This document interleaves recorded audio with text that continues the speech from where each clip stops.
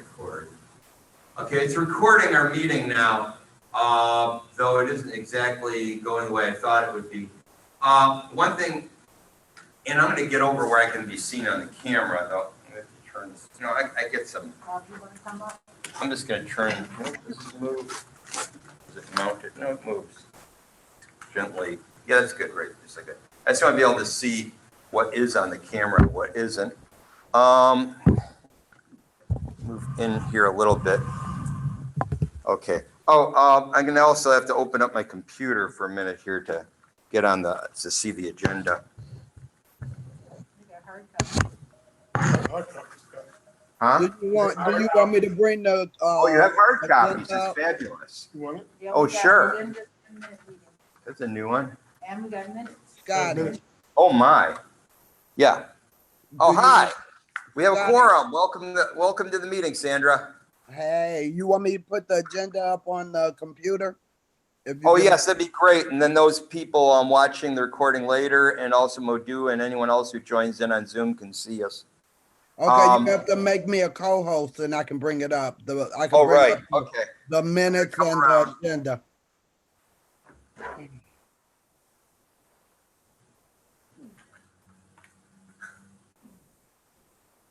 Actually, you can pause the. Yeah, you got it. I see it. It's blinking right now.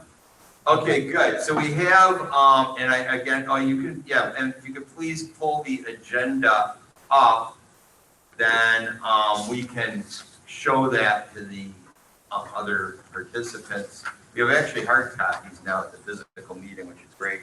I assume Jocelyn brought those in, right? Thank you very much. So now we got. The agenda is up. Screen for a minute. Okay, yeah. So here we are, and I am going to call this meeting to order. And the people on Zoom can be heard. We're in a room where we do have amplification available. And it's a little smaller and less echoey than the last one. We're in another church, and there's a soundboard here. So this should work out good. I'm currently going to be then. So, excuse me. Yeah. The call to order was what time? It is now, and I know we always start late, don't we? The call to order today is 7:16. 1960. Yes, 7:16. So, And Scotty, before we get started, the pastor of the church will be here a little while. Just want to get a chance to introduce him. oh, great. Okay, so we are one of our guests of the meeting is the person whom we are guests of, the pastor of the church. And so, East Lake Baptist Church. right, East Lake Baptist Church. And we have here this agenda. Thank you very much. And I'm looking at the minutes. Okay, so yeah, we are here at East Lake Baptist Church. That's 12,400 East Jefferson Avenue in Detroit, in the Jefferson-Chalmers area. And hopefully everyone is able to at least hear me, though we've had a little playing around with the visuals, but right now you just have the agenda on the screen. Okay, so now that I've done that call to order, the next part, A, introduction of additional appointees to the CAC. And of course, at this point, we're talking about the youth member. I did send an email out to that person's address, but let me just see if there's, I gotta look at the participant lineup again. And see who we got here. I don't think we have that person or a representative of the youth here, because I was gonna make a motion regarding how to manage the failure of an appointment, but that's a moot point because that person isn't here. So next item, I'm pulling this back up here, is, and somewhere along here we should have, adoption of the agenda comes after introductions. Okay. And introduction of city council representative or staff. Now, I had a discussion with Council President Jones recently, and she affirmed that both herself and Janae Ayers, being the at-large members of the council would help make up for the absence of Spivey, primarily herself. She didn't really bring ears into it other than a printed statement. But so she mainly was taking that on, but saying also that we have the staffers. And, you know, in the past, we've had staff from Representative Spivey's, Council Rep Spivey, former Council Rep Spivey's office, that they have been here. And we got Bradley and Keisha had been here. And I don't see them on the Zoom listing, and they're not in this room. I am in So, the. oh, Bradley, I'm sorry. How did I miss you? There you are. I'm I'm sorry, Bradley. Well, thank you. Then you are here. And just to make it clear, and I'm sure I'll let Ms. Merrill speak on this if she wishes as well, but my understanding was it's because the staff, Bradley included, are employees of the city, not employees of the former council member, and that is why they continue to stay on and help us in this way. I'm sorry, Bradley, I didn't see you on the list. No worries. I did come in a little bit late here, so Okay. I just catching the last few minutes of what you were saying. Okay, any statements or comments you wish to make to the people watching or participating in the meeting? Yeah, for those who don't know me, my name is Bradley Merrill. I have served as community liaison for former council rep Andre Spivey. As Mr. Boman was saying, our staff is still on at this time. We are employees of the city. So we are still here to help with issues that you all may be having in regards to the city. I have missed the past meeting, so if there are things that I need to be updated on, I'm here to hear that.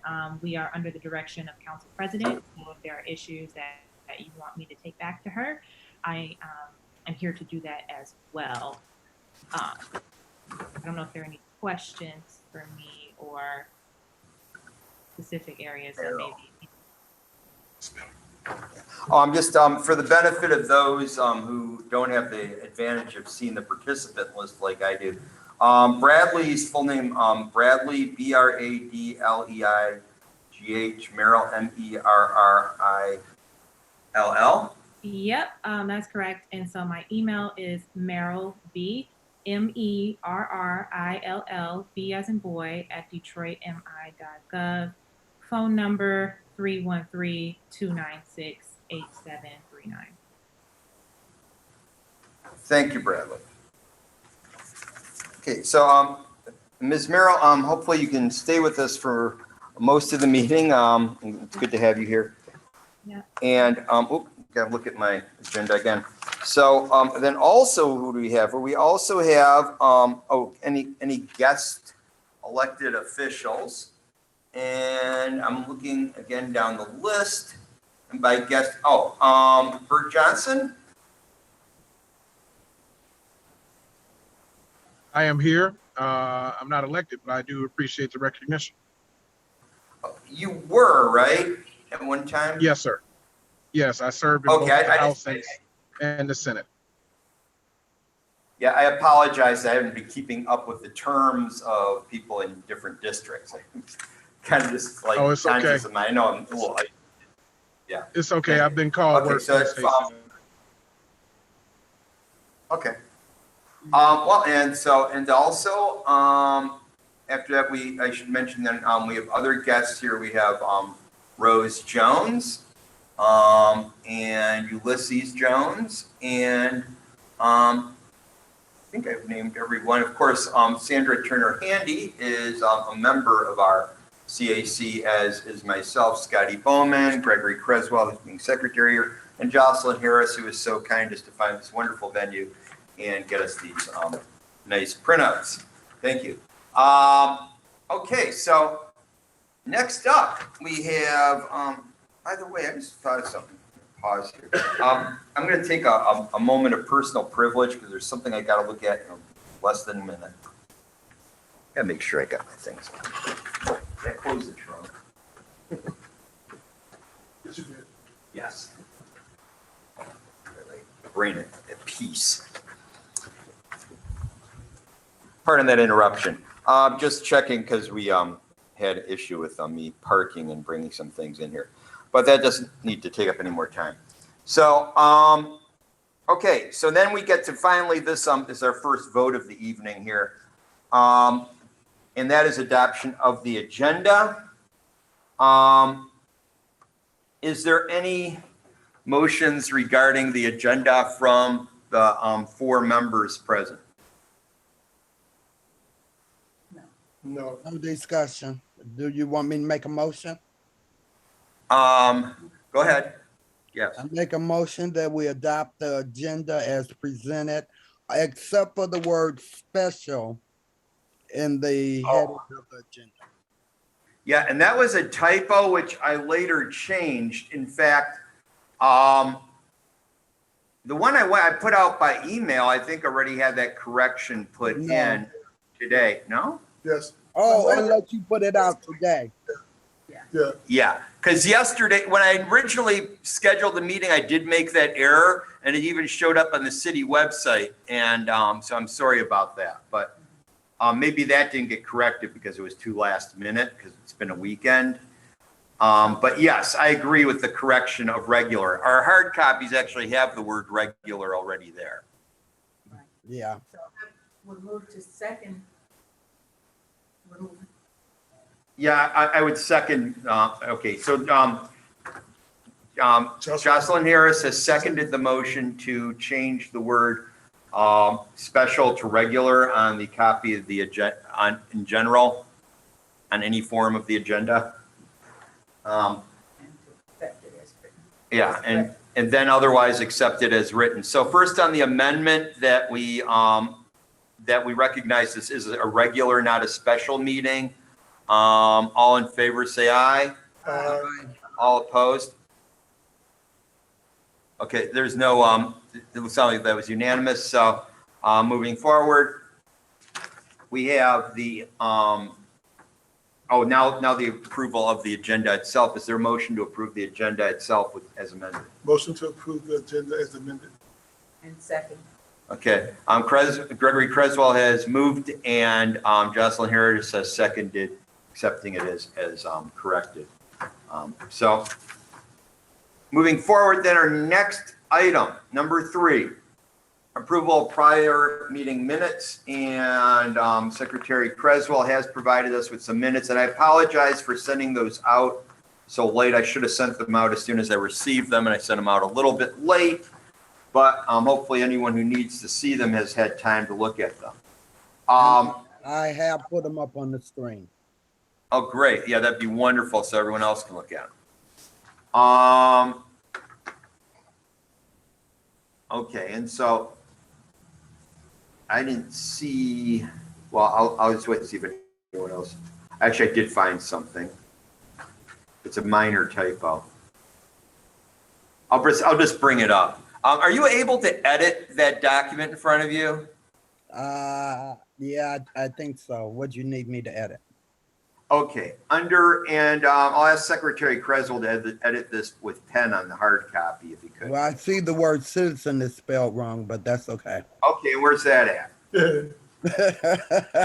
Where's citizen / guest in attendance. Oh, I think. that is wrong.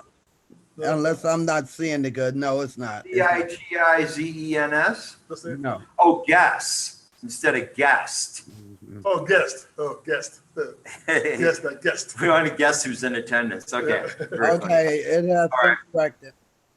Yeah. Okay. The other one I noticed here, and I believe this was a reference to the mayor, and I know that is not how his name is spelled. Down where you got president, and the next item sticking into the margin is regular nonprofit. Also a letter to. I'm saying, wait. Dugar. Where? Okay, Dugar. got it. It's corrected. Thank you. Wait, So his name ends in an N. It had an R instead of an N, Gregory. Oh, Duggan. Would that have counted on a write-in? Duggan. Okay. Okay. Yeah, it's about typing. Okay. Fat thumbs.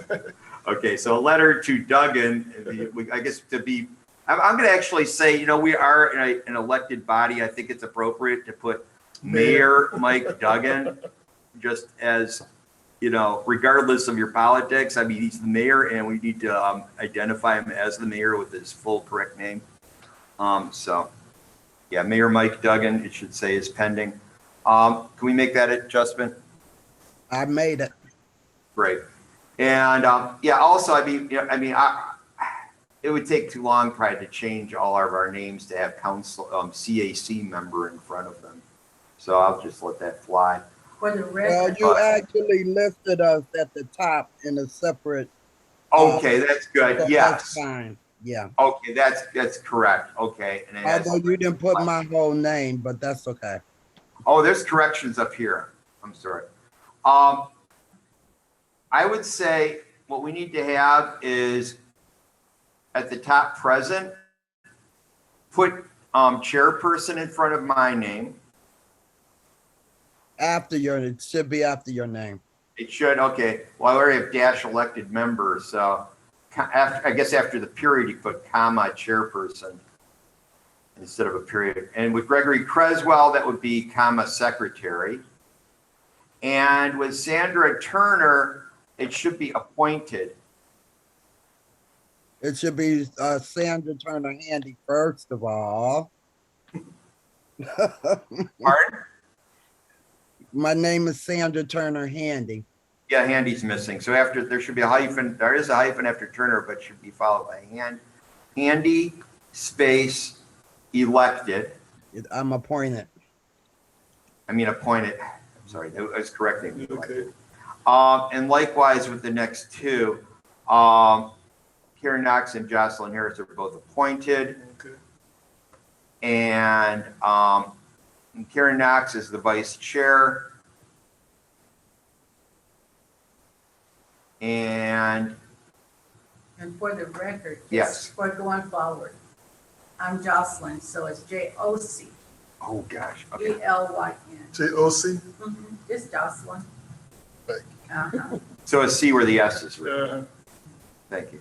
Okay, so it's Jocelyn for Ms. Harris's first name. J-O, spell it again, Jocelyn.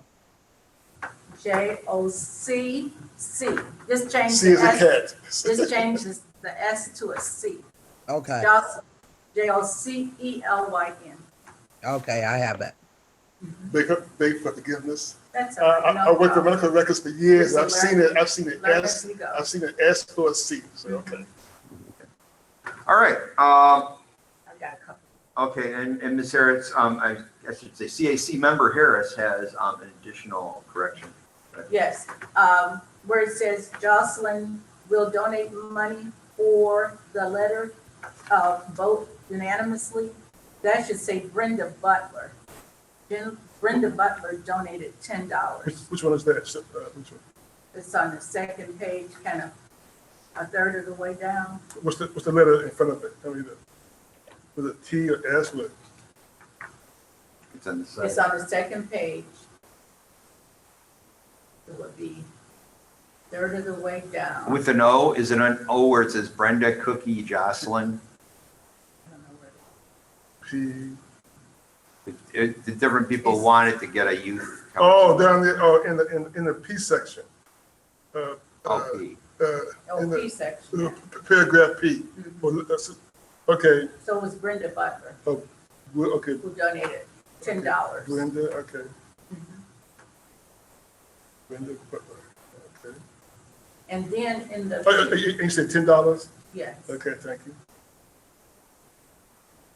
then in the P section, this is just a question because I was trying to go to great lengths to be clear about the section I talked about, the flooding, but I'm understanding for how this is written was that most of what I said was inaudible, so you couldn't hear it. Right, but throughout the whole night, at parts of it, it was The tape, it was garbled. Yeah, yes, the tape was, okay, there's a lot of detail. yes, So, yes. I had trouble. okay. Well, I did a lot, I tell you. So those are only two things I see myself. Okay, And where was those corrections at real quick?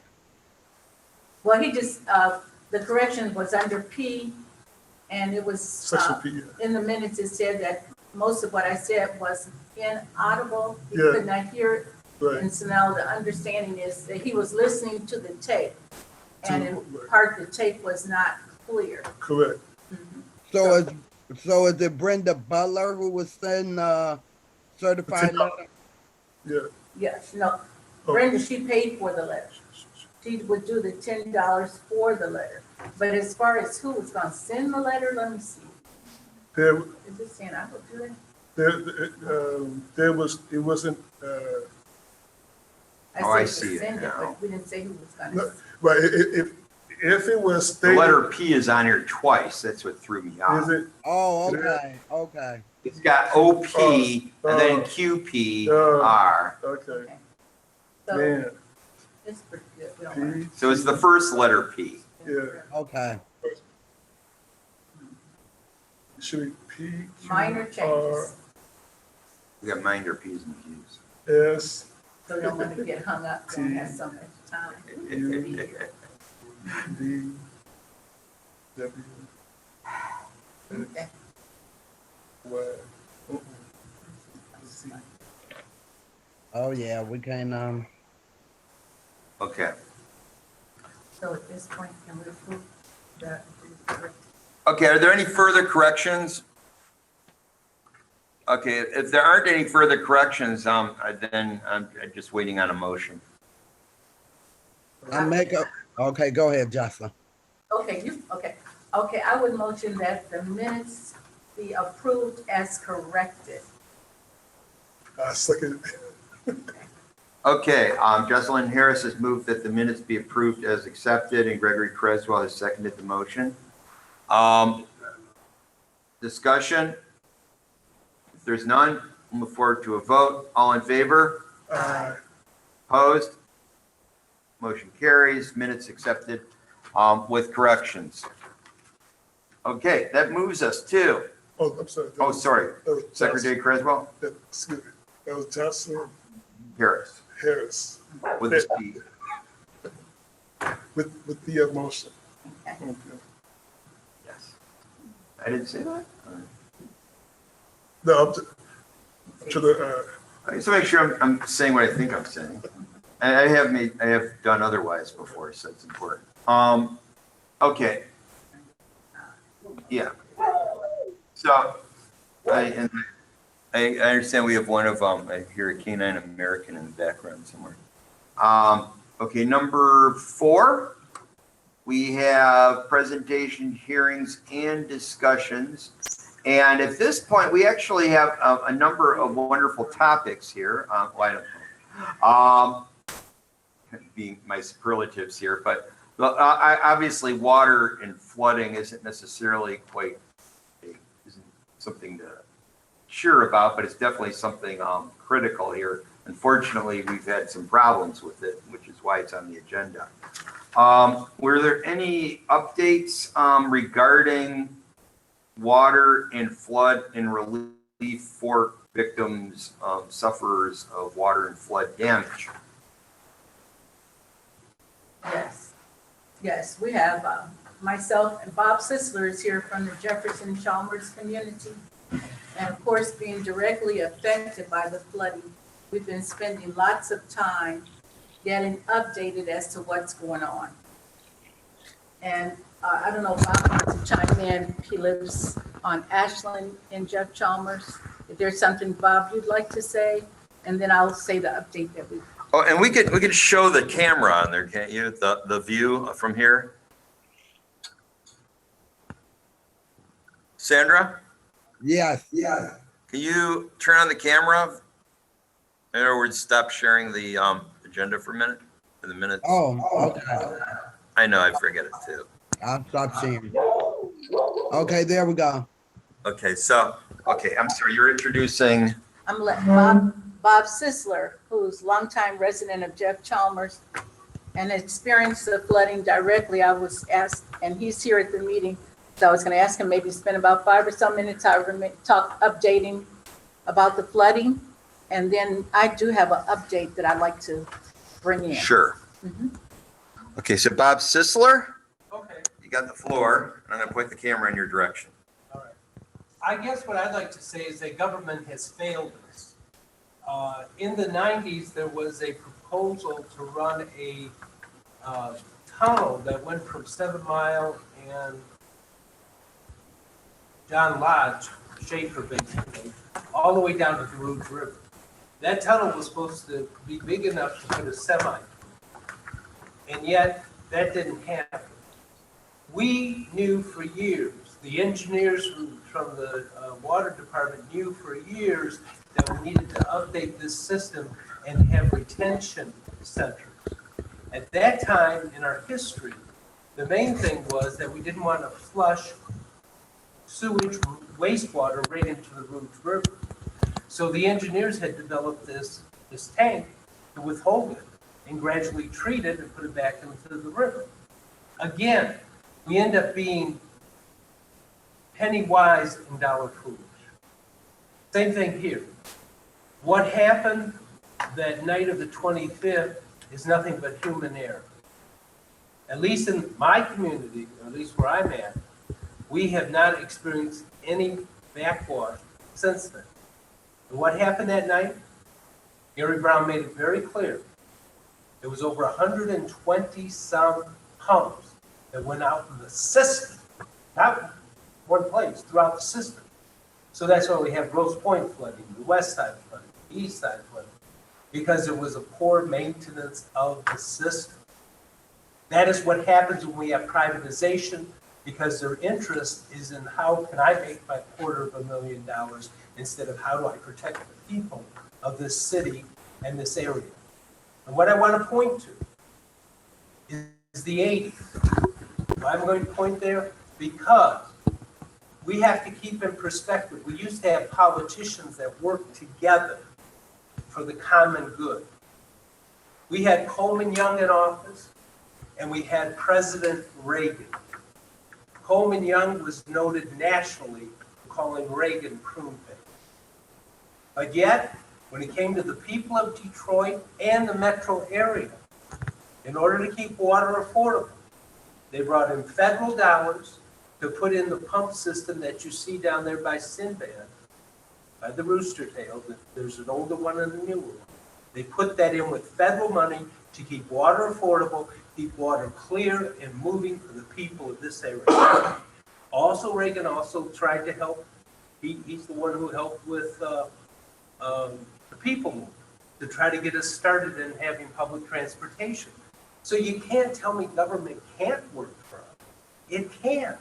But you have to have people who are focused on not their own personal careers, as we've seen with the city council, but who are very much focused on what's good for the common good.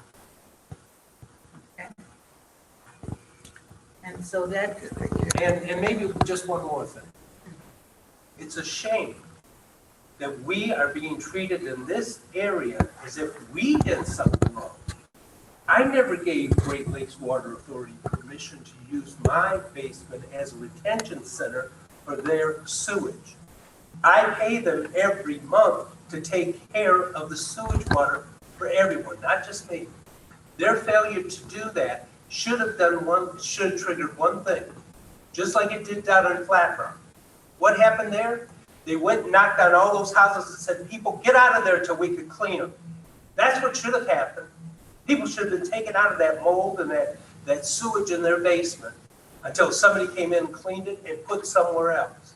But no, we're not treated that way. Oh, just live in that SHIP, because that's what it was. well, the saga goes on, and the residents still have not been made whole. And a group of residents met together, and our purpose of meeting together was to update. So the most recent update we had, because people are still not having received the necessary funding to clean out, sanitize, and put their homes back in order. So they're through our Senator Stephanie Chain, she helped me to identify a letter, a press release that was done by our Governor Whitmer, And the press release basically was written so that the people of Washtenaw and Wayne County would be able to get funds as a grant, not as a loan, to fill in the shortcoming, because lots of people applied for the FEMA, lots of people went to their insurance companies, and still they have not been whole. So Governor Whitmer took $10 million out of the state's general fund, according to the press release, specifically to go to Wayne and Washtenaw County. And that money was also, a portion of it came to the city of Detroit, and it was to fill in the void. So the folks in my community, Jeff Chalmers, we got together and we've written a letter that we're addressing to the mayor of the city of Detroit, Mayor Duggan. And we've got questions about that funding. And our question is basically, how are the residents who were affected by this flood going to be able to apply to get these dollars as a grant, not as a loan, as the governor intended? So there's lots of questions around money to make people whole. And as we speak, there's still people with sewage in their basements not sanitized. Health has been compromised.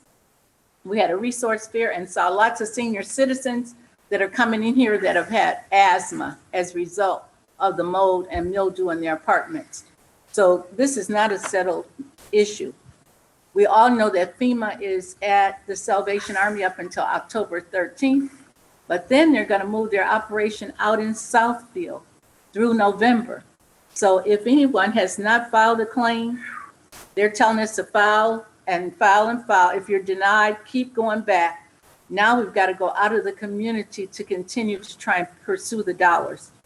But the intent of this letter addressed to the mayor is to find the funding that the governor sent specifically to help us. So it's not a mute issue, it's going on. Okay, thank you. Mr. Creswell, do you have any comment on this topic? No. Okay, Sandra, did you have any more on the water issue? The flooding, plumbing, sewage? I agree with you completely, Jocelyn. It is a lot of people that have still not been made whole. FEMA has not come through in the way that it should have come through. Anytime you're asking people to take out small business loans, that's not a good thing, especially in a community that is, a lot of the people that are affected are below poverty level and can't afford to be taking out loans to fix up their house for a problem they did not cause. That's it. So, can I ask you to put my name on that letter that you're going to send in? Because yes. I want them to understand that it affected residents across District 4. We know Jeff Chalmers was hit harder, that area, but it affected citizens across the whole district. Absolutely. And what I'll do with our chairperson's, president's permission is to get this letter posted. It's going to be posted all over the place. And there will be a signature page attached to it. And that way you can circulate it in your community. So when it is presented to the mayor, there's some very detailed questions we're asking answers to. It can represent a wide body of people, not a small group. Okay, can I look at that letter physically for a moment? This is Bradley speaking. I'm meeting with Council President this week, so if you could email me a copy of that letter, I could present it to her in that meeting and get her thoughts on what all is in the letter. And also that press release too. I know there was questions around the grant funding, because there was also some news out there that there was a grant funding for Wayne County that was excluding Detroit. And we were awaiting a response from the administration, from the mayor's office, about why Detroit was excluded. So I don't have that answer, but I'm waiting on a response to get that answer to you all and figure out exactly what you're talking about, how you apply for that grant funding and what's going on there. Councilwoman Sheffield had brought it up in formal session and we were still pending a response.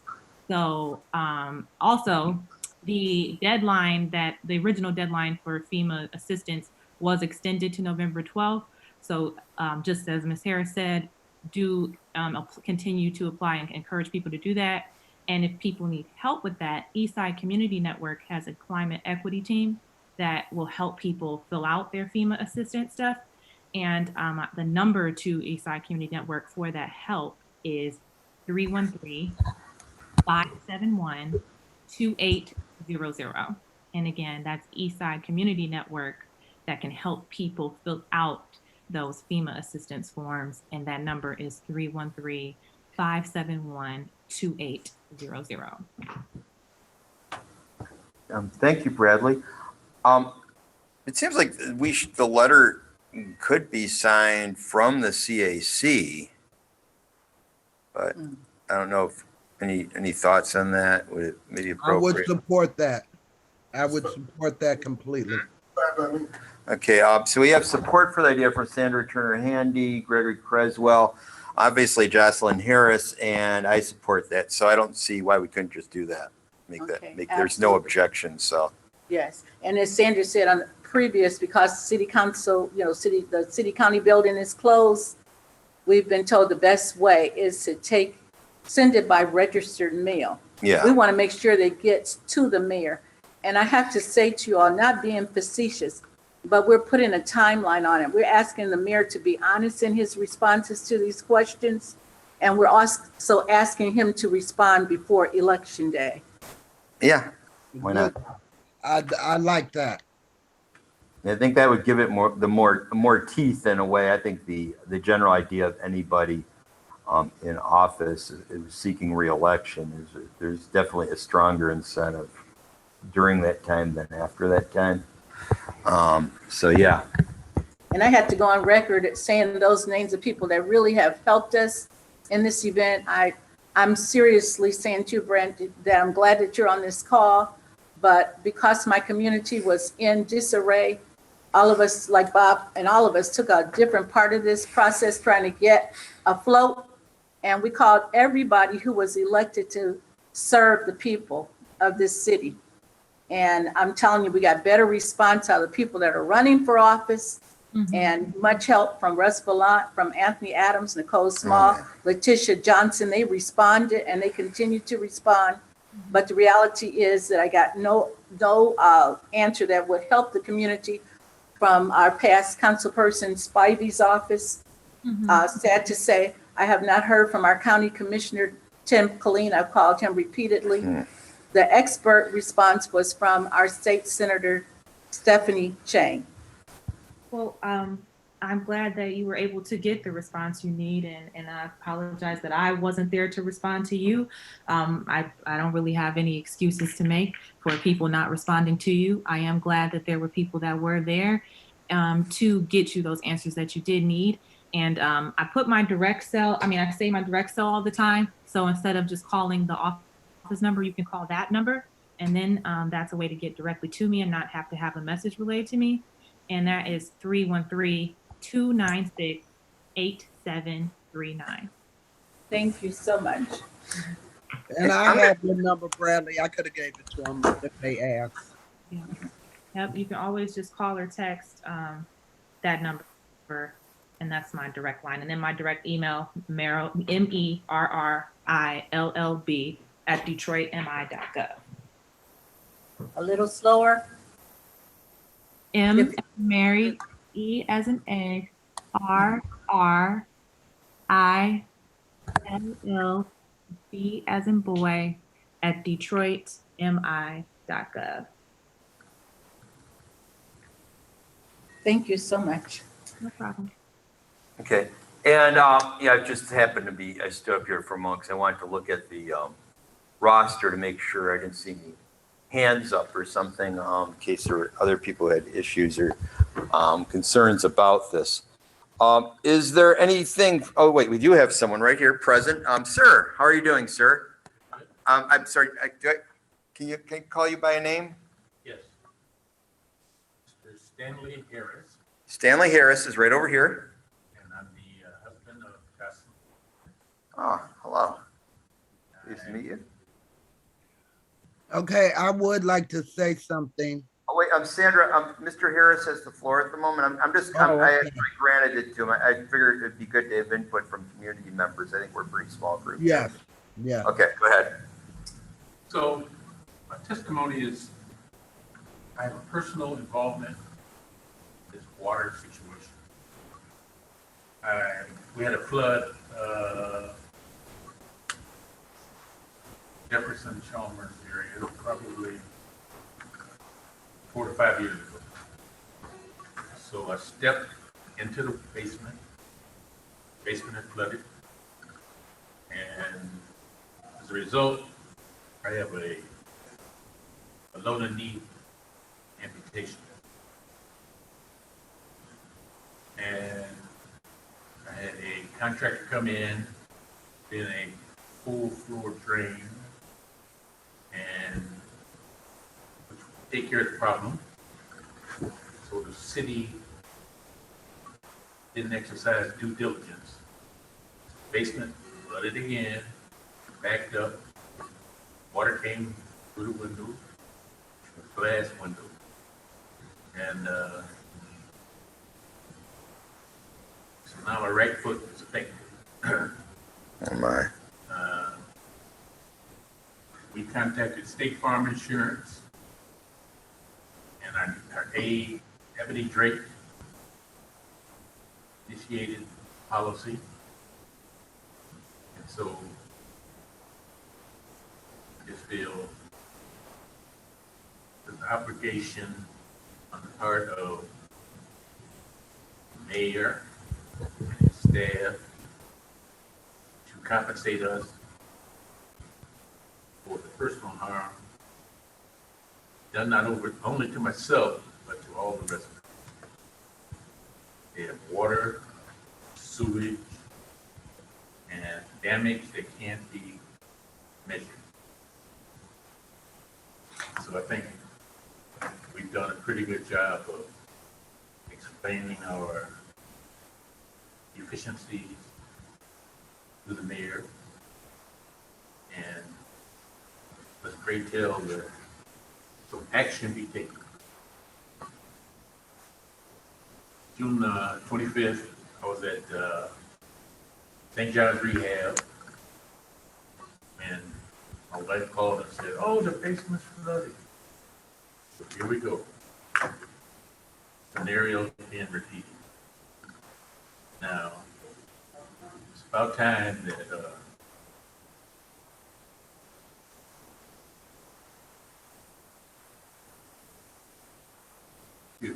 Something happens. It gets emotional. Okay, please break this. Okay, I just want to double check. Are people able to hear when we have speakers that aren't right up at the mic like I am? Are you able to Yes. hear? You can hear him well. You can? Yes. Good. I'm very pleased that this microphone's much better than I thought it was. I mean, the mic, I think it's probably the mic I'm holding actually that's connected to the camera. It's part of the webcam system. It's probably how it's going into the computer. The other thing I have is really going to the amplification system, I believe. We might want to move on, but. Okay. But I was just gonna say, Yes, Ms. Sayers? yes, we've gotten, if we could survey our community, we've got lots of people. We're interacting with them every day. We had a resource fair here at Eastlake, especially seniors who have gotten all of the, affecting all of their breathing. We got people now on ventilators, on aspirators. They're living in conditions in senior buildings where the mold is now climbing. In one of the facilities at Dickerson, everybody on the first floor was vacated, but the people on the second and third floor are still there. Oh, And when Dickerson we had Manor? the Dickerson I've Manor. been there. Yes, I know what you mean. And Yes, so people are still suffering in silence yes, and no one coming to help them. And yes. that's the problem that we're having. It's not only mental, emotional, and financial, it's a strain all the way around. Yeah. So we're gonna really have to rally on this effort because it's just not a personal effort. It's a city, across the west side, even Yeah. I've heard people had the water problems. Yeah, the flooding brings in an extra problem, and at a time when we already have issues with diseases, the mold is itself quite a afflictive Yes. thing. It could cause severe damage to people. Yeah, Permanent. it affects the respiratory system, and COVID-19 impacts the respiratory system. That's true. It's like a two-force. So like people may have Yeah. otherwise been able to survive COVID might die if they're exposed to mold and COVID at the same time. That's right. That's Yeah. right. Yeah. Okay, well, our next, go I ahead. did want to make a quick comment. Stephanie Chang actually came into the Jeff Chalmers community and held a press conference around the flooding a couple of months ago. She has been very active on this, and I wanted to give her that shout out that she came to community. She didn't do what she did from Lansing. She came to community. Absolutely. And she's also coming up with a proposed legislation that could be a solution. Because the government has created all these silos, you got to go to Great Lakes Water Authority, Detroit Water, FEMA, SBA. You got to go to all these different entities over and over and over again. She's coming up with some legislation that we need to keep our eyes and ears open for that would help to solve that problem and give residents, whenever they go through a disaster, an ambassador, somebody who would be like a case manager to help to wade through the process. She's really got her heart in the right place with this. Yes, yes, she does.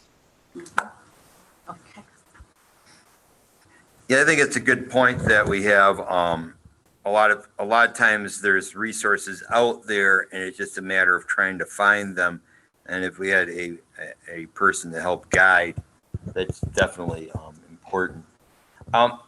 Next, I actually have, looking here, we actually have another person. Is it okay? Is there anyone objects to moving on to the next topic?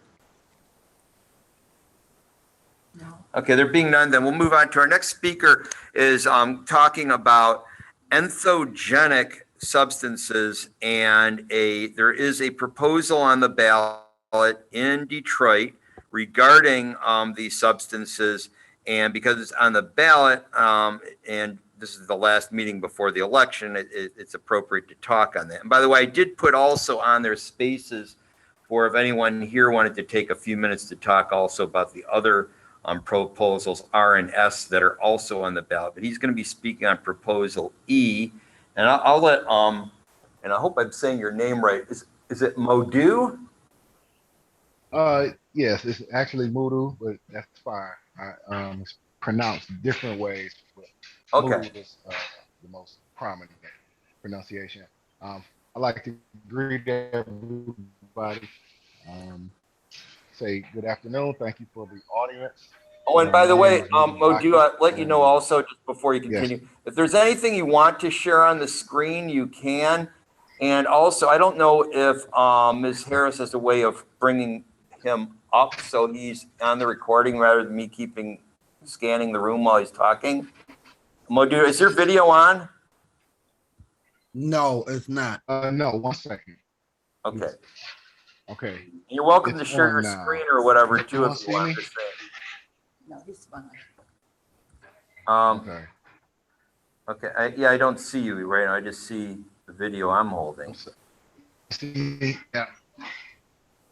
Let me see what I need to do here. I need to share my screen. Is that what you're saying? No, he needs you can share your Okay. screen if you have something that you want to present. Oh, understood. Okay. Unfortunately, I'm out of town, so I don't have anything right now. I can see you. Okay. Go ahead. Yes. I don't have anything right now, but I would be glad to furnish substantiating documents that I refer to. So thank you for allowing me the audience. My name is Moudou Baqui. I also have a colleague, a cohort, Mr. Bert Johnson, who's online, and he may warrant a chance to be able to share some thoughts. But my name is Moudou Baqui. I'm the president spokesperson for Detroit Decriminalize Nature. We are an organized grassroots community group. And what we do and what we are about is advocating, educating, um, and hopefully participating in trying to create a decriminalized status for sacred plants, entheogens. Um, and they have a very long history, very unknown but long history in traditional communities, spanning Mexico, Africa, Europe, China, everyone else. These plants hold an amazing potential. One of the primary drives of our movement, first off, is to take another tooth, hopefully out of the war on drugs, and to create free access for these plants and to encourage, because as of now, there's amazing research that's going on regarding these plants. Many practitioners were aware of them, but just to name a few, they've been known to be the most effective treatment of depression known to this point, with upwards of 80% of participants having severe depressive symptoms being turned around within 48 hours and the effects lasting 6 to 8 months. And this has been a peer-reviewed 10-year longitudinal study by Harvard University. Amongst other promising impacts are the non-addiction or the anti-addiction qualities of these plant substances, where there's a range of 60 to 80% as well of cessation of addiction regarding tobacco and alcohol, and there are ongoing clinical trials looking at it being a powerful tool for withdrawal of narcotic usage as well. Beyond depression and addiction, it also is an amazingly effective treatment for PTSD. The Department of Veterans Affairs is also looking at MDMA and other substances to be effective treatments of PTSD related to war. Beyond these, there are a multitude of applications that I've personally found and my group has personally found to be beneficial for our community in regards to turning around depression and dealing with drug addiction, anxieties, and not to mention palliative care. There's also ample evidence to show the impact of it in a palliative situation and to ease anxiety related to the end of life. And so these substances have been used for millennia for this purpose. They are non-addictive. In fact, they are anti-addictive, and they're 100% endogenous to the body, meaning they are not alchemical mixtures that are made in labs, nor are they plant chemicals that will negatively affect the body. They have a lethal dose. In other words, the amount that you need to take to die or overdose, for lack of a better word, will have to be upwards of 30 to 50 pounds. So it's very, very safe in terms of ingestion and the results and impacts of these plants on health in terms of psychology, depression, addiction, end of life care, anxiety are amazing. And it's at the cutting edge of psychiatric research to this point, in which it's currently being considered the game changer for psychiatric and mental health medicine. So me and my group, in an effort to decriminalize these substances and also get ahead of the pharmaceutical curve, which looks to profit and also water down access to these substances, especially for our community, and to not have the same result that occurred within the cannabis industry. Unlike the cannabis industry, these plants are not consumptive. There's not something which will prompt people to open up shops throughout the city and try to profit them for a profit, because these experiences, these therapies, often people only need 1, maybe 3 times in their life and they're fine. So it does not encourage a recreational application nor a commercial application, which is going to draw a lot of, merchants, for lack of a better word. And so those are the major factors and the major reasons that we have been organizing to get this legislation passed. And so that's the primary gist. And so I thank you for your audience. And we're asking, and we know this is a very unknown topic to many Detroiters, but it's a very important topic. And across the country, there are municipalities who are adopting. As a matter of fact, I believe Seattle just adopted it earlier this week. We have Ann Arbor in Michigan. We have several townships and cities in the state that are considering it, let alone there's a state initiative to decriminalize these substances. So that's the primary gist of our efforts. And we hope to get the word out and get a positive response from the citizens. Once again, it will take another tooth out of this war on drugs, which is proven with mixed results. And it also provides alternative therapies for depression and addiction. I believe one of the two biggest health indicators in our community. So it poses a potential to turn our community around and to empower people to have more control over their mental health and the options for mental health care. As we know, the mental health system is overloaded and unresponsive to our needs. And so this is a proactive attempt to allow something that's been proven safe and effective access for our community. So thank you. I had one question real quick. I've been familiar with, and I've looked at items, specific substances, plants that fall in this category. And I've been familiar with that general type of plant, like, certain type, like psilocybin mushrooms and I think ayahuasca was one that maybe I didn't learn about until later. But I'm familiar with these plants. But when I was growing up, and it goes back like to the late 60s, early 70s, I've always heard them referred to as hallucinogenic. And the first time I heard the word entheogenic was this year. So could you explain the meaning of that word relative to hallucinogenic, and if there is any difference, and if so, what it is? Yes, absolutely. Just to give a quick synopsis, the original term of the substance in these plants was called telephathine when it was first discovered. And then it became hallucinogenic, like you say, in the 60s. At this point, it was being tested by the government to use as a mind influencer, to be a brainwashing agent particularly. It didn't work very well, but what it did was cause a lot of social movements, such as the environmental movement, the women's movement, the anti-war movement. And so at You're that point, at the point in which it was labeled a hallucinogen, it spurred a lot of social movements. And so there was a dispersion that was cast in the media as a hallucinogen. And it was castigated at level 1 of the classification, meaning no useful application for human health, which most scientists, there's very few scientists around the world who agree with that notion. Most research science over the last 20 years has proven that it has tremendous use to human health. So it became hallucinogens. Once the studies reopened in the 80s and 90s, they realized the potential.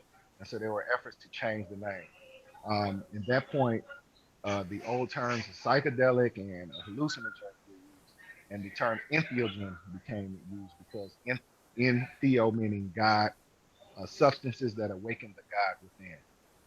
And that was one of the most profound results that scientists had discovered, that individuals who had utilized these plants found a deep spiritual connection, not abiding to any particular religion, but a connection with the idea of life.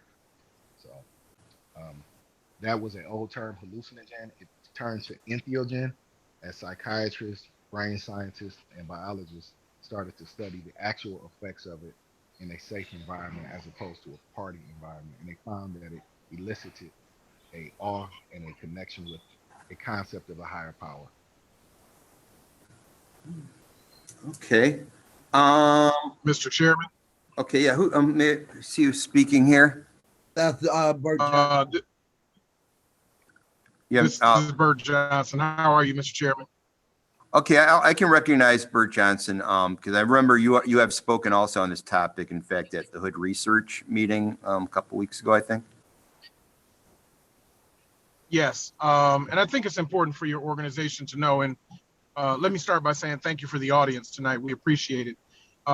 We have placed this on the ballot as a measure of offering independence from narcotics and a number of the other pharmaceuticals that have really dogged our community, so as to restore some self-determination. And I want to be clear that this is not a recreational legalization. There is a more specific term for what this is. This is a decriminalization effort, which means by definition that should this proposal pass on November 2nd by a majority vote, psilocybin mushrooms, specifically as you spoke of, would become the lowest law enforcement priority for the Detroit police and your county prosecutor, meaning that they would expend zero resources to go after someone for the personal possession or manufacture of this entheogenic plant, this plant medicine. As my colleague spoke a little bit earlier, we would not see, this is not a recreational legalization effort. And so you're not going to see parlors springing up all over the city. This is not akin to marijuana on the medicinal nor the recreational side. This is very much different from that in that our proposed mandates that this be dispersed across the community. A therapist would be involved in the treatment of a person who has a spoken for disorder as diagnosed by someone else or some other therapist. And so we're looking to treat addiction. We're looking to treat anxiety and post-traumatic stress syndrome. We're looking to end some of these problems that folks have had for decades that are family-centered, that right now folks are oftentimes offered pharmaceuticals for, or frankly, just go untreated.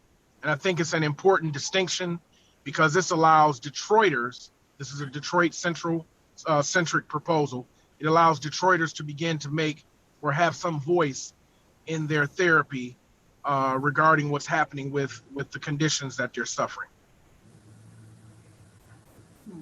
Okay, thank you. Is there any other discussion on this topic before we look at the next part, which would be the next thing I put on the agenda, because I didn't have anyone lined up to speak on it, is going to be proposals R and S. Is there any other discussion on this topic? Well, I would have a comment. Mm-hmm. You know, well, hello, Mr. Burke Johnson, Ms. Jocelyn Harris. And Hi, how are you, Ms. Harris? Good to see you. okay, yes, your reputation precedes you. But I'm glad to see that your face is connected to this issue, because when I heard about it, it gave me pause. There's lots of questions, and the main one was, how did it get onto the ballot so quickly? That's one. And two, there's lots of explaining that you're doing. So our community is totally confused. We absolutely don't want another drug induced in our community. The explanation you're giving makes me want to look further, but we need more information. So how are you proposing to do that? We can provide you information after this meeting that you can disseminate to your members and that you can obviously have for yourself and share with your family. We have an email for you, and you have my word that we'll get it to you in the next 24 hours. As to how did it make the ballot, I am chiefly, I'm 100% responsible for it making the ballot. And here was the process. The gentleman behind it, his name is Robert Shoemake. He is a Detroiter.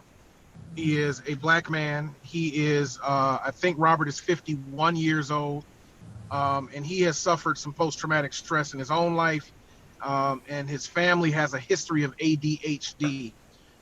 He found entheogenics and he found psilocybin mushroom on his own personal journey in discovery and to alleviate or remedy these problems that he had for himself. And he saw that across the country there are movements to put these measures on the ballot for people to consider. And this is the number one way that we have to decide what's good for us in our community, is to take the temperature of a community and ask by ballot what people think. And so he and I had a discussion. This is first quarter of this year, and we decided to put together what you call a petition And then we went to the street and we had to secure roughly 3,800, I think 62 signatures, valid signatures from Detroiters to get it on the ballot. So I gathered about double that number. We talked to people. That means we put the resolution itself in the community, and we told them what it was about, and citizens signed it gladly. And then we took it to the city clerk. The city clerk checked to make sure those signatures, the requisite amount, met the threshold. We did, and then it was placed on the ballot. Well, it was placed in front of the election commission for consideration to be put to the ballot. We didn't want to approach the primary ballot because, frankly, we knew that there were many more people in Detroit that would come to the general election ballot, and we wanted to have the say of the people. We wanted to have a majority of the people who would come vote this year, and so that's how it got to the ballot. We hired Detroiters, we hired inner city Detroiters, we hired women, we hired men, and we asked them to put it in front of the community. And so it was really a simple and easy process that anyone can go through. And it brings us to you today, but we will get you information that not just supports our claims and the things that we have said, but I think will give you an opportunity to go down that rabbit hole for yourself to understand what this is really all about. And this is nothing new. This goes back thousands of years, but the American government has had a substantial history, if you will, of miscalculating and putting forward misinformation about certain therapeutics that have no narcotic effect. This is not synthetic. This is not like LSD. Someone asked me the other day, this is a natural occurrence in the earth. And it's very important to understand we're talking about micro doses.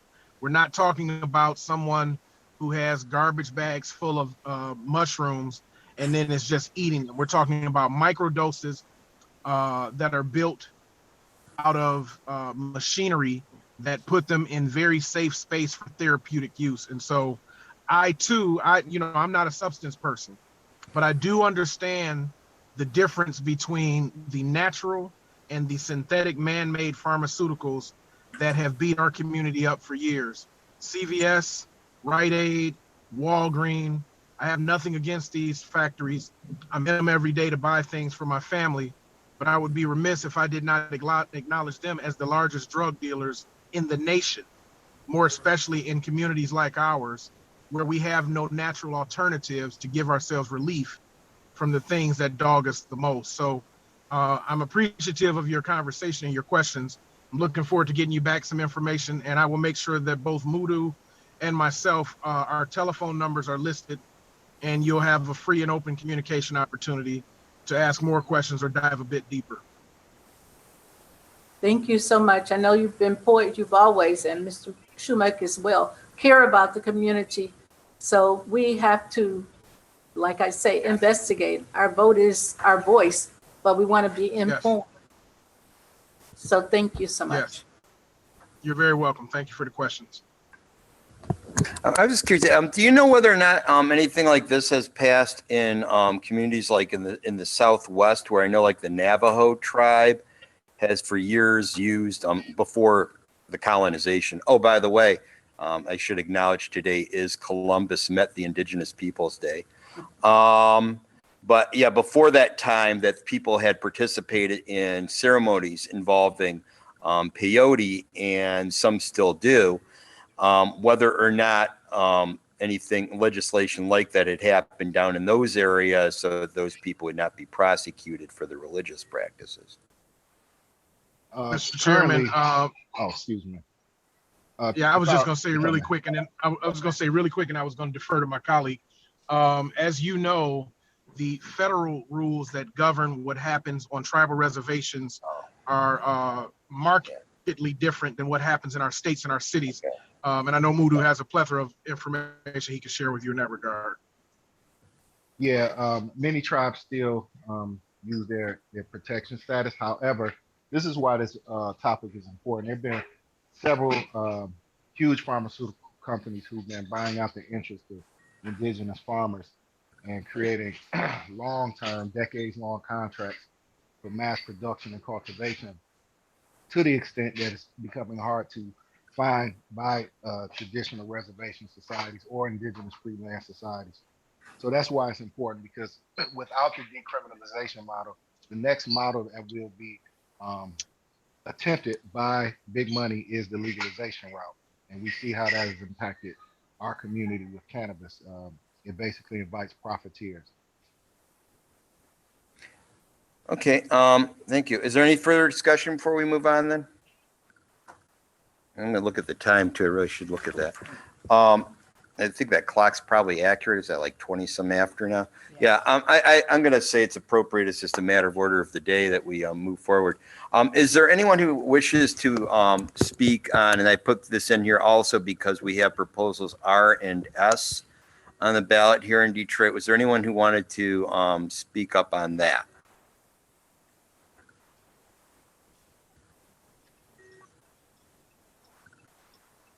Okay, that was a long pause.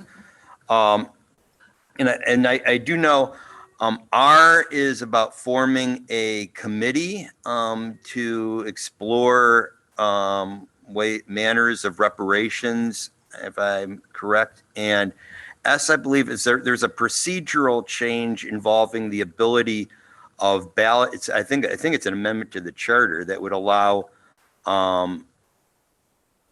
the ballot initiatives to have the power to include appropriations. Is that, anyone know if I said that correctly? I don't have the proposals in front of me. That sounds close. Okay. So, you know, we have public comments at the end too. So I'm going to move ahead then. Got here on, oh, thank you again. Yeah, so, sorry, I'm kind of playing cameraman and chair at the same time here, and technician. We have here then unfinished unfinished business is number 5 is next.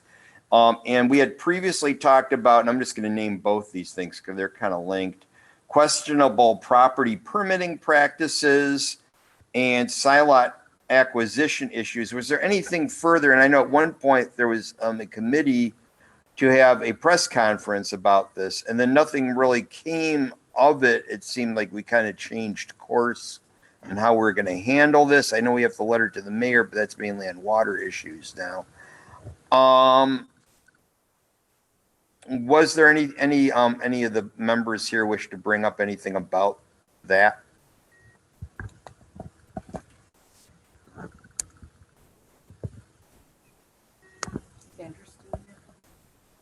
Sandra, are you here? Sandra Handy? I'm gonna look and see if she's trying to do something. In the No, chat. I'm here. I'm here. Okay, I'm here. yeah. I'm Okay, I here. just want to make sure, because I know, like, I can't see the chat right now because I'm over here with a Yeah, I was mic. trying to might be unmute. missing something. There's nothing in the chat. Okay. There's Okay. nothing in the chat. I'm still monitoring. Okay, great. Thank you for doing that. So did you talk about proposal S now? I didn't hear that because that's We did kind of not. confusing. So I kind of need some information on proposal S. And I do want to say thank you to Bert. He may have jumped off already. I did want to say thank you to Bert Johnson. So, but okay.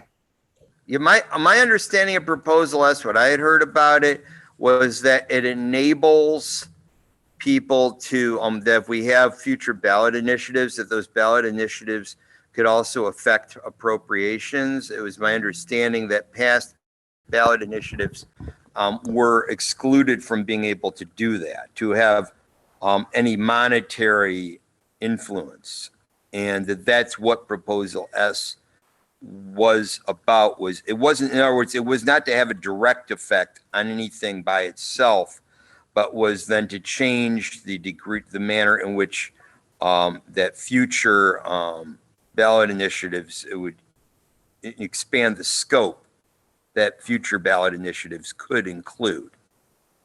That's my understanding. Now there was one question. Yeah. A few months ago, Mm-hmm. and I'm not clear on the whole issue myself, but it would not be able to override the state law. the state law prohibits any ballot from interfering when it comes to appropriation, or the lawmakers in Lansing can attach appropriations to a bill, and it would cease to be effective, as I understand it. Again, I'm not too clear on it. I'm just, I'm not, and please don't hold me to my comments as far as how this stuff goes, but as I understand it, the state law supersedes what may happen on. It always has. Suppose, State law has always superseded local law. right. True. So, Proposal S may be just mute. But again, I could be wrong. I could have misunderstood it wrong. So don't hold me to it. Okay. Yeah. Okay. You know, this is, in my opinion, Yeah. the real challenge is that proposals get on the ballot with no clear explanation to the citizens. So when they're voting, like, we're not clear, elections coming up there needs to be some process in play that talks about proposals going on the ballot and the education of the voters. But that's why they're done the way they're done, so that we don't know. We Right. don't know. Because when Well, and that I makes me suspicious whenever there's something that's hidden. And yes, also, because if you read Proposal S, Right. it is really like just a changing of words, like from the to and. You know what I'm saying? And you have no clue as to what. And I've worked in the state legislature. I didn't understand Proposal S, and I know I can read a bill. You know, I know I can read boilerplate language. It is like that, like the CBA. Remember when we voted on the CBA? And one CBA had one thing, the other CBA had something else. Yo. And people thought they were voting for the right one and voted for the wrong one. You know, see, I got problems when I get proposals where the language is so convoluted that you don't know what you're voting on. That's a problem. And if it's a problem for me, then I know it's a problem for a lot of other people, because I've been in politics and know how to read boilerplate language. if history is any guide, most times if a voter does not understand a proposal, It's in they there. vote no, Yeah, Right. most times.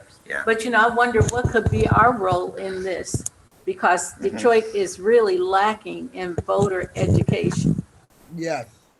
Well, our role would have been if the advocate for proposal R and S was present, as proposal E was tonight, we would be able to understand them much better.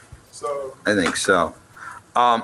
Yeah, I know what my thing is. A lot of people have voted already.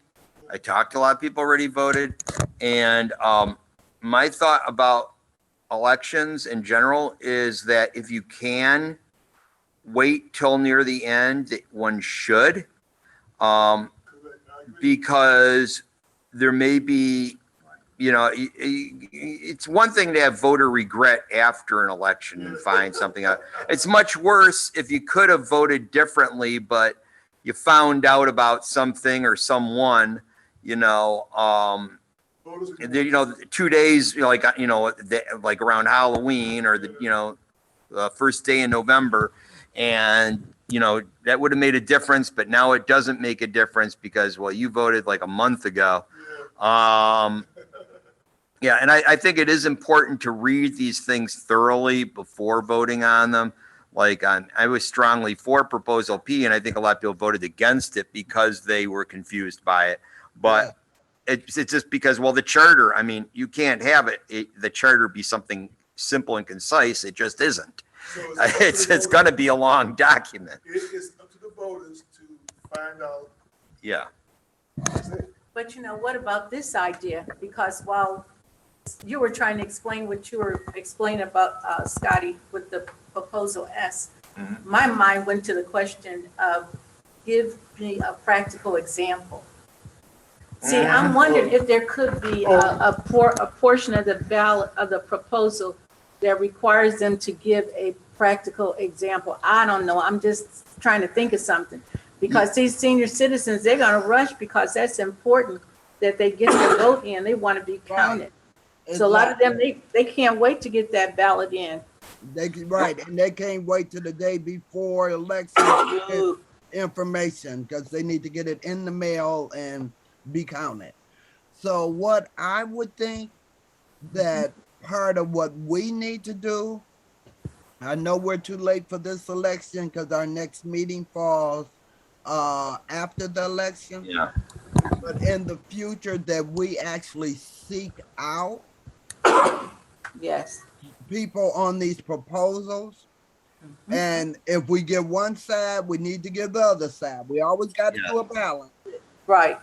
You know, but we need to help to educate the residents in our district so that they are making an educated vote. Right. What they vote for or against is based on education. Indeed. Okay, I think, are we ready to then, I guess what I would say is I urge everyone to look these matters over thoroughly.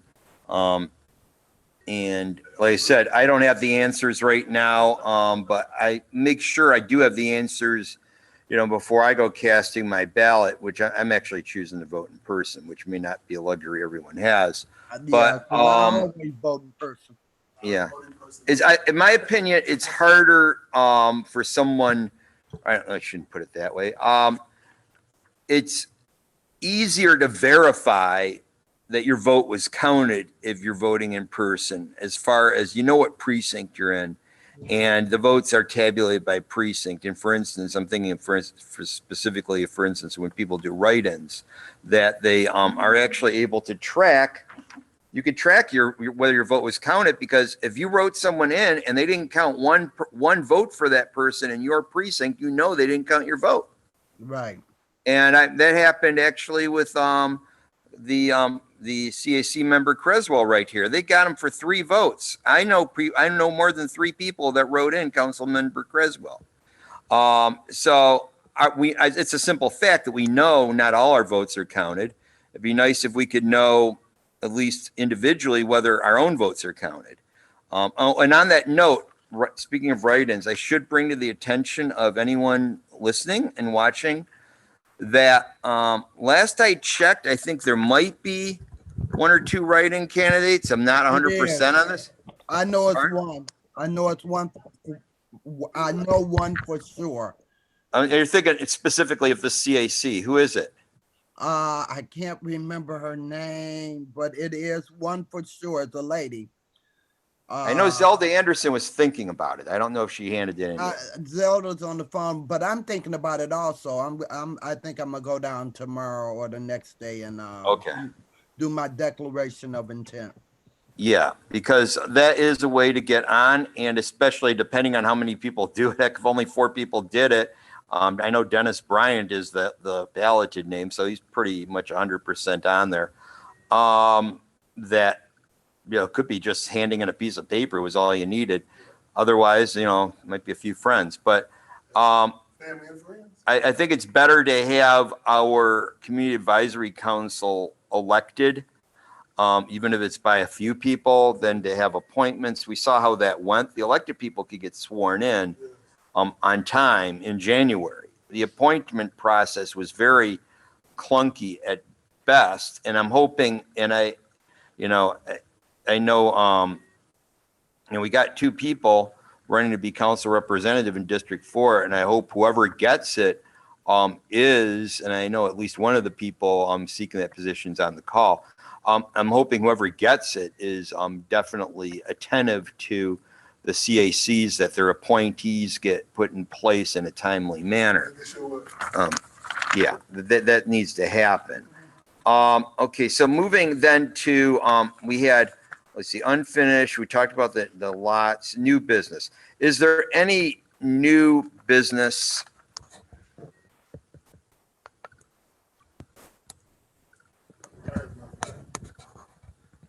Okay, well, I'm not going to try to to encourage it at Right. this late hour. So if Yes. there isn't anyone who has new business, we can move on. Okay. I do and then have a question, yes. and it may not fall under new business. Okay. Did we get the name of the youth member so that we can write the letter that we're talking about sending on the appointment? Well, and here's the thing. It was Michaela, and I actually have the paper just a moment ago. I think it's Michaela D. The issue is this. I have not, we had two people. One of the people, Ezra, has specifically expressed not being interested any longer. Right. Michaela Dan was the other one. And as far, I even went and left a note on the house for the address I have. I don't have a phone number. I have an email address. I have not had replies to the email. And I had left my business card, which, is for the chair of the CAC, with a note, please, participate in our meeting tonight, on the door of the address that I had for that person. And so I kind of like letting this matter rest. I'm just one person, but I think it would be appropriate for the members of the CAC not to try to push that someone get appointed who hasn't been responsive. Yeah. Right. Correct. I've got a suggestion. We've got a couple of high schools in District 4. What is it? Denby, East English. Denby and East English Village. Those are two high schools in District 4. Yeah. And it would seem that the principal, the counselor, they probably have a student association, whatever. They have a student council. They have student council leadership. Okay, and it seems like by contacting those schools, we could probably get somebody to represent. That's how the other people were contacting us. And I had sent emails to those principals, and that was really the only outcome of that. I expected more interest, and that's what I got. But would you be willing to reach out again and ask if someone wants to finish up the year in that role, as a... Well, they're just starting. For them, it's just, school year starting. So yeah, that's true. Yeah. That's true, because I've already stated my intent. But would they just be on they would just be on the CAC to the end of the year, correct? Yeah, right. Actually, you know what? The rest of us, I believe our terms end, but I think theirs may continue as long as they're not too old. Oh, the age-wise? Or his or her, one person. But I believe that one person remains on the CAC until ineligible based on age. But that person We would can be review the municipal code on this. Yeah, you would have to, because in that case, it would be any appointee. Because, so I can't see them singling out the youth. You can read it. It's because it's different because we're talking about youth too. I mean, there's no other office that's age-based. Our seniors. Senior issues rep does not need to be a specific age. They have to be a senior, correct? No. I think it's common sense that one would appoint a senior, and that I wouldn't expect otherwise. But I don't think the charter specifies it, and there's probably a legal reason why it doesn't. What's your theory on the legal? Oh, I think that, legally in general, age discrimination is prohibited among adults, with the exception apparently of 18 to 21-year-olds. And that conventionally it is common and an accepted practice to discriminate based on age below the age of 18. So I was under the impression that a senior citizen starts at the age of 50. 62. It's still. In any case, the age of the senior issues rep is not specified in the charter or the municipal code. The age of the youth member is, let me just put it that way, without getting into the whole can of worms I started opening up there. Okay? That much is true. I'm confident, because I actually looked. I was curious. I'm like, how old do you have to be the senior issues rep? And I kept looking, there's no age. And it doesn't say the person must be a senior citizen. The person is to speak on senior citizen concerns, which obviously would make a senior citizen most qualified. And I think people would look at you funny if a council person, when appointing someone who just, when the youth member turned 18, decided, okay, well, now you can be the senior issues rep. That would not go over very well, I don't think. So, I don't know, any more on the matter, but I guess, Ms. Harris, do you want to reach out to the schools for us, or? I can call Miss Manningham, because I sit on Okay, Sandra. I sit on Denby's school advisory group. Oh, perfect. Okay, I didn't know that. Well, yeah, you should reach out to Denby then. Right. You'd be the Denby liaison. But maybe she could get, since she's got a relationship. Yeah. Okay, because I think it would be good to have someone in there. And what I was going to say, first of all, we do have a different, I believe it would be possible then for even Council President Jones to make the appointment, because in the effectively filling the role as long as our council representative is otherwise not present. Also, I believe, and I had expressed this opinion earlier, I was so disappointed by the lack of an appointment that I was willing to actually give that person a vote, though not legally, because the person's vote can't count if they're not sworn. I was willing to sway my own vote in compliance with the same outcome one would have if the person had a vote. I was willing to do that just to give that person the experience of being the youth member, even though it wouldn't be formally in place. The way the charter is written, I'm just saying, they didn't take into consideration the way young people operate. It's hard. You don't think so? I don't think so. Because to get one young person, now Sandra's gonna probably be successful because of her relationship with the school and the principal and how you go about, because I used to teach, I was a teacher.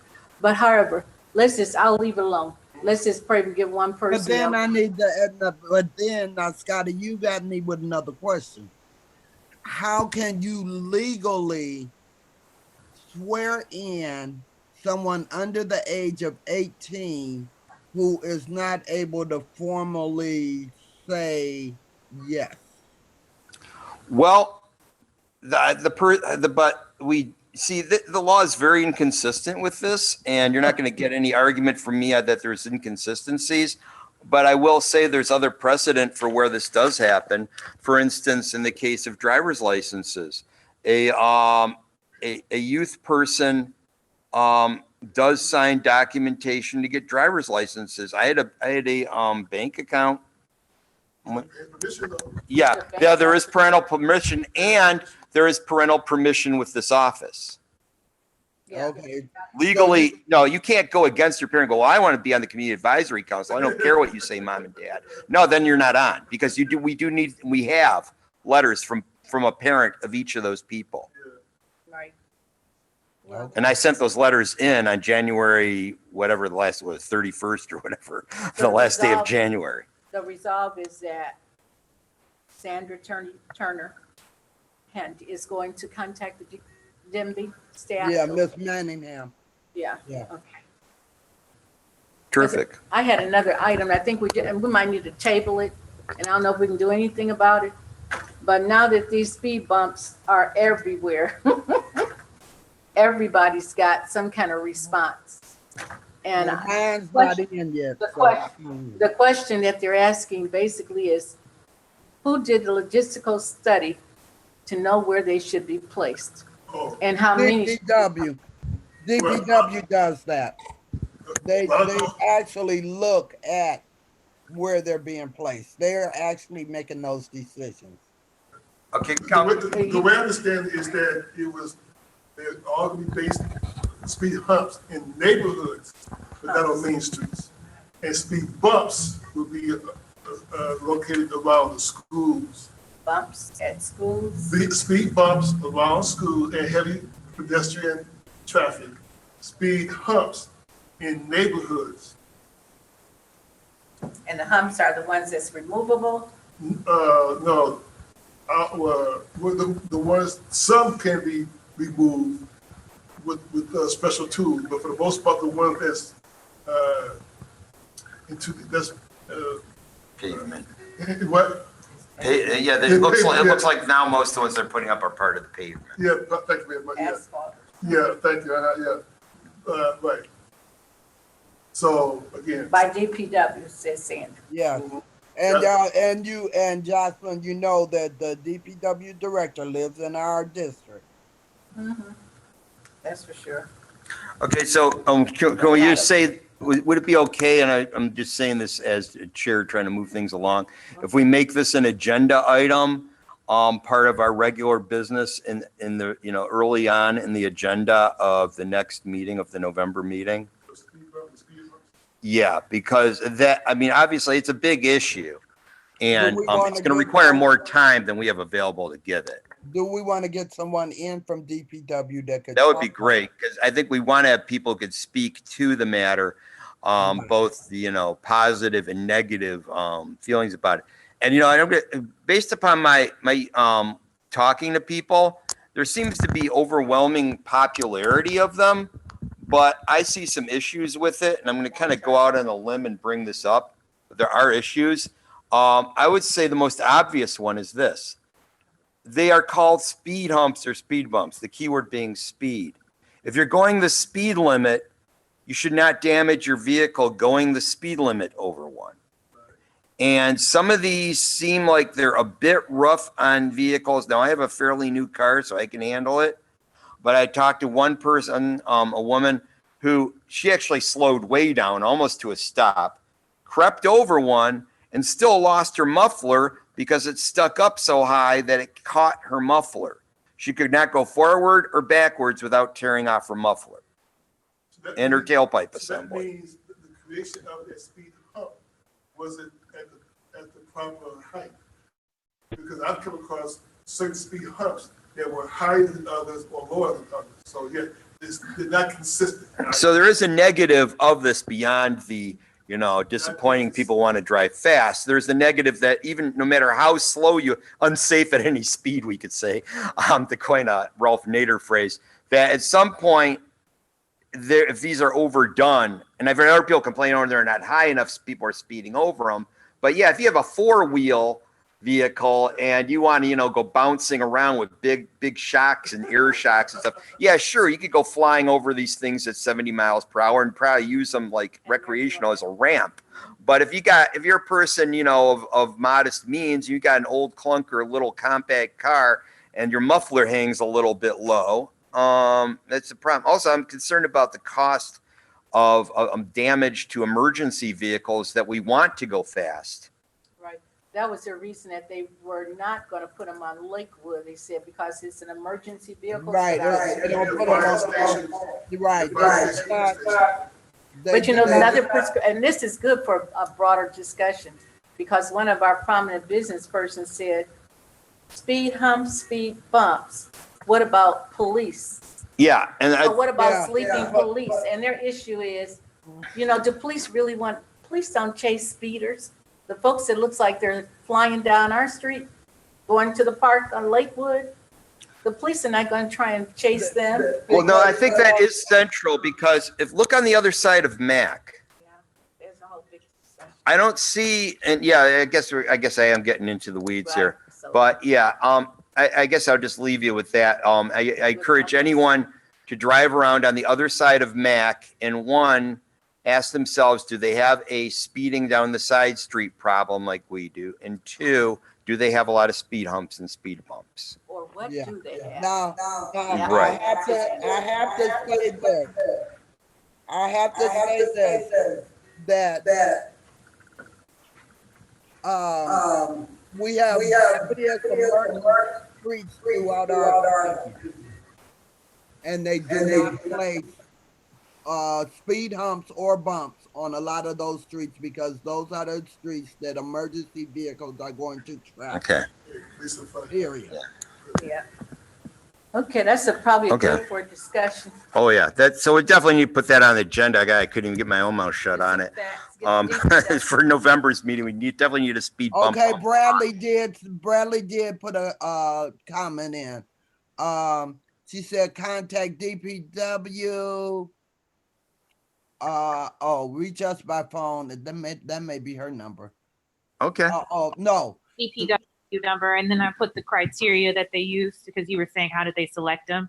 It just Right. DPW used a data-driven approach when selecting the 2021 locations. Criteria for those selected locations included resident requests, number of children on a block, vacancy of a street, proximity to parks and schools, and crash history on that said street. And then that phone number to DPW is 313-334-3901. And I do have to hop off, guys. You guys have my contact information. If you need help kind of getting that person to come to the next meeting from DPW, I can assist you in doing that. and thank you, Ms. Merrill, for staying with us for really beyond the full meeting if we had ended on time. So thank you very much. Yeah, no problem. Yeah, we definitely want to make this a topic at the next meeting. Yes. All right. Okay, everybody so- have a good night, and please reach out to me with anything you need. Thank you. All Thank you, right. Bradley. Now, I don't think we had any reports from anybody, did we? No. Yeah, it's on there because in the municipal code, it says it has to be on there. That's why it's there. So if anyone's wondering, why do you put reports there? That's why. Item number 8, public comment. So, and I know we may still have candidates online. I haven't looked at the chat lately, but, and of course, so anybody can, who wants to sound off or who had issues with anything he or she heard today, or just wishes to say hello to everyone, it's open now. So Sandra, you're controlling that switchboard still over there. So I'm going to let you, bring up if anybody or if people can unmute themselves. Yeah, I don't see any raised hands though. We do have Letitia on. Zelda just unmuted herself. Was that you, Zelda, that unmuted? Yeah. Sorry. Zelda, are you going down? Are you going to fill out your declaration of intent? No, no, not if you are. Well, Well, we there can are both do several. it. Yeah, Zelda, we can both do it. Okay. Yeah. Why don't you and I have a little chat offline? Okay. Okay. Call Okay. me. You got my number. Call me. Yeah. We'll go down and do it together. Okay. Okay. Well, Does Letitia, anyone else want to make a comment? We have Mr. Jones on the phone. On the computer. We have council candidate Johnson on the phone. And she unmuted herself. good evening, everyone. good Good evening. evening. I was actually going to ask Bradley a question as it relates to how DPW identifies sidewalks that they are going to replace, because there are cracked up sidewalks in particular around a city park. And I was wondering how we might be able to get that expedited for them to be replaced. Well, I can say, Letitia, they will immediately, well, I won't say immediately. They are supposed to replace any sidewalk that is up an inch over the level of the sidewalk. You understand what I'm saying? I do. Those that stick up, they're supposed to replace them because for so long the city was paying out lawsuits where people have failed and hurt themselves because of the uneven sidewalk. So those I know they replace. I know that's a criteria. for replacement. Okay. I'm not sure on cracked sidewalk. But you know, Because especially if they're in front of somebody's house, because if they're in front of somebody's house, they're gonna make them people pay it. So Yeah, it was around where houses were demolished and they got all broken up because they were demolished, but now it is a park. And Oh, the sidewalks are still all crumbled up and it just looks bad. It's really interesting to me because they improved the park but didn't touch the sidewalks. well, we need to call DPW on it. Okay. Yeah. Yeah, we need to contact DPW because they need to be fixed. If they're around a park where kids are, and if they're Mhm. and if the sidewalks were damaged from demolition, the city needs to replace them. Right.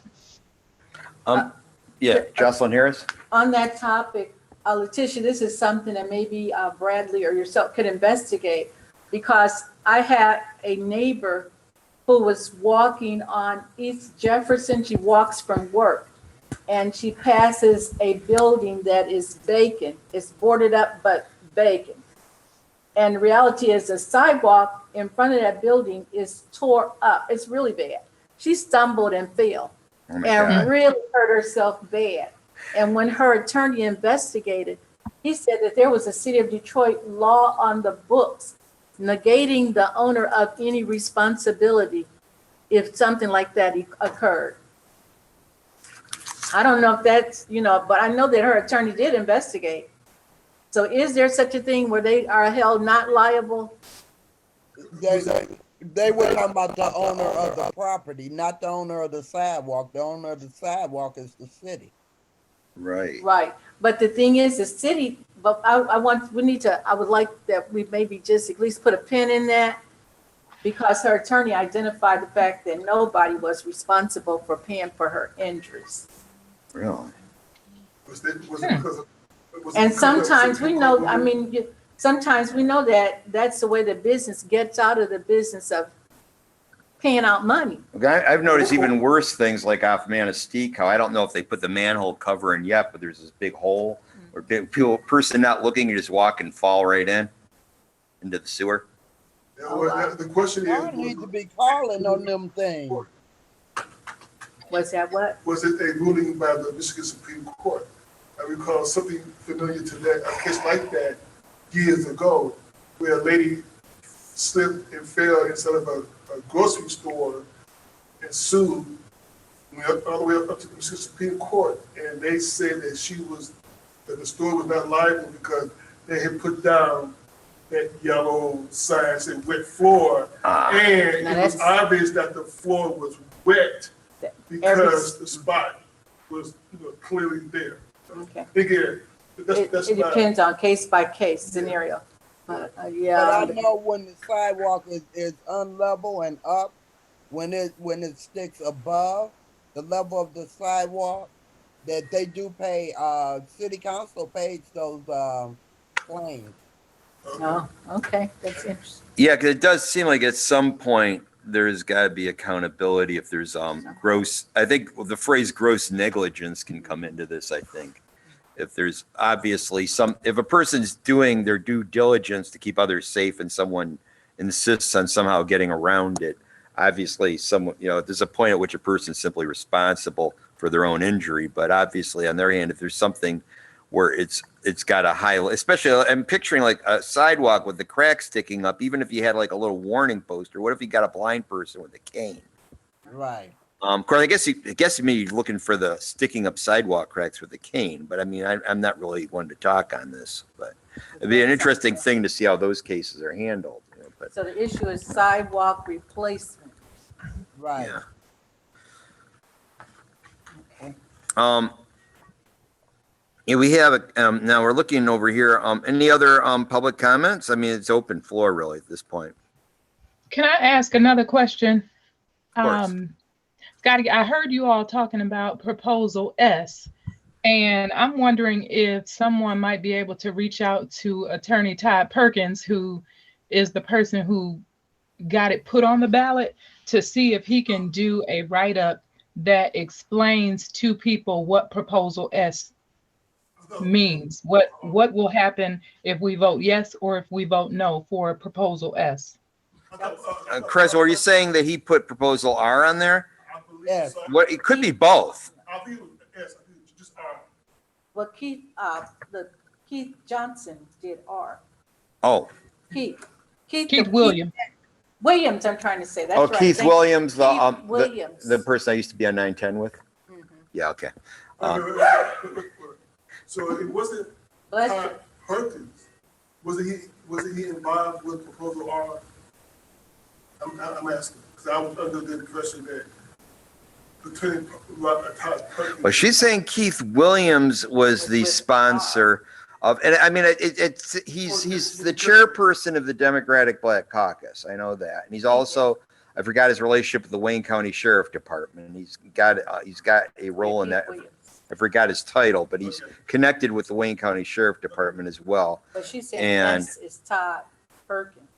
And Todd Perkins is a well-known attorney, right? I believe that's the one I'm thinking of. Yes, yes. And so a well-known attorney should know what the implications of that language in proposal S are and share that with us, especially if he penned it. And actually, the question I would ask of the person who penned it is, and why do you want this to happen?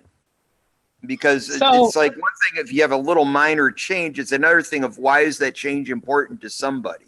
Right. That's good. I'm sorry, Letitia? I was just going to say, I had a meet and greet, and that was topic of discussion where people were asking what proposal R meant. And quite honestly, I wasn't able to explain it to them so that it was easily understood. But then someone came to the meeting and explained it. And essentially, it gives the people the ability to have a petition created to extract dollars from the city's coffers. And as it relates to, they were relating it to proposal R, so that if proposal R passed, it's ineffective by itself. But in order to be able to pull dollars from the city's coffers to implement any ideas or suggestions that comes from proposal R, you would need to support proposal S as well. But it would be great to have him write it up so that, whether he does it as a standalone proposal so that people understand it, or most people tie the two together so that people understand it. But it would just be nice to have a write-up that is easily understood so people know how to vote, based on their own opinion and their own understanding of what proposal S is. Now you see why Letitia was saying we agreed. need an IE, we need an example with every proposal so we can see a practical application. Mhm. But it's late to do that. Okay. Any other public comments? I noticed Ulysses he's welcome to sit and not comment, but I just noticed he's here. And so if he wishes to comment, he can always unmute himself. And it looks like everyone else has spoken who's here. Yeah. Yeah. Okay, if there's no additional comments, then you know what time it is. Is there a motion around here to adjourn? I make a motion that we adjourn the meeting. Okay, Sandra Turner Handy made a motion to adjourn. And I support, I second. It's been seconded by Jocelyn Harris over here. And is there any discussion on this? I don't think it's a debatable motion anyway, but I'm just being freeform about this, I guess. Okay, there being no objection, I'm going to move directly to a vote. And by the way, Sandra, since you're in control of the items, I would urge you to push the stop on recording as soon as I say the words "we are adjourned" again, not this time. So we first have to have the vote. So all those in favor of adjournment, please indicate by saying aye. Aye. All those opposed, motion is unanimous. We are adjourned. Wait for the recording light